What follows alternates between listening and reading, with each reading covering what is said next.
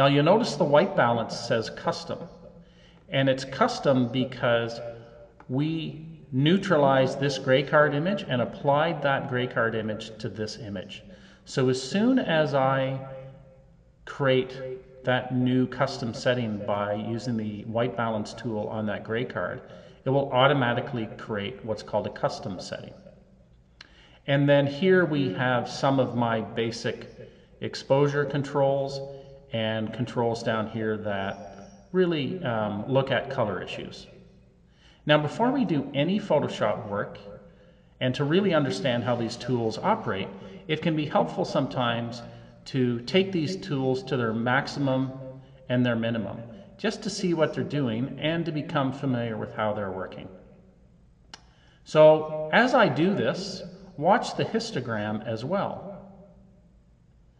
So as I slide it over to the right, we get a spike on the right-hand side of the histogram, and that spike is telling me that my values now are reaching 255, which means that area under the skin tone will not have any detail in it.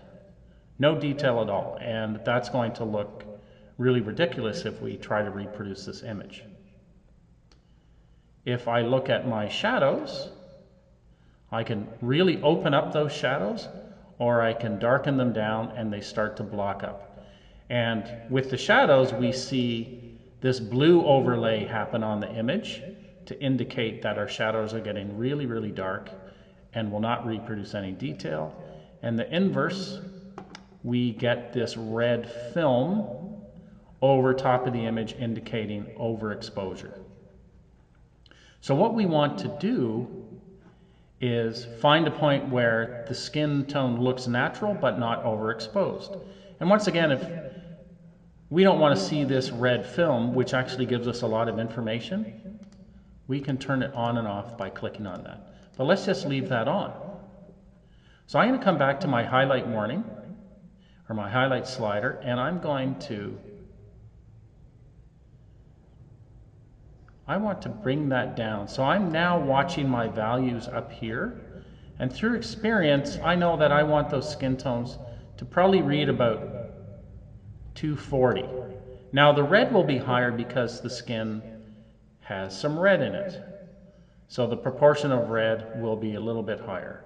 And I'll bring the white slider down. And let's boost up the shadows to this point here. And let's just decrease our contrast just a little bit. So just decreasing how bright the highlight is and how dark the shadow is. And we can slide the blacks up a little bit as well. Now I'm just going to boost the exposure just a tiny bit.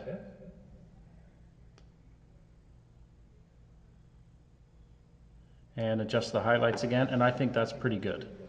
Now I'm just going to show you the clarity slider, and what the clarity slider does is it basically increases contrast in the midtones. And if you want a really soft skin tone, which looks completely unnatural, you can take that slider to the left, or a really contrasty, crunchy kind of tone, you can take it over to the right. I would say for this particular portrait, I'll pick a clarity of about 12. And then vibrance, the way the vibrance tool works is it looks for colors that are less saturated and tries to saturate them. But with this particular image, that's all I would do to it. I wouldn't do any more to it. And then I'm going to go up to this tool here, which is called the detail tool, which is actually called the sharpening tool in most applications. And I'm going to click on that. And what it does is it creates the impression of sharpness in the image, but it does not take an out of focus photograph and make it in focus. All that sharpening does is increase the contrast between adjacent pixels. That's all it does. So we can tell that my histogram in the camera looked pretty good, and it allowed me to reproduce an image with some good tonal range and tonal variation here. Okay? So I'm going to go into Save Image, and I'm going to save this image using the same settings as before. I'm going to save it as a Photoshop file or a .psd file in the Format section, making sure my color space is Adobe RGB 1998, bit depth of 8 bits per channel, and making sure my resolution is 300 pixels per inch. And I'm going to save this file. And we're going to open this file again in Photoshop to do some skin retouching. So I tend to process my files in Adobe Camera Raw and then do some retouching in Photoshop, just because I like the tools available to me in the Photoshop application. So I'm going to hit Save, and then we'll open this up in Photoshop.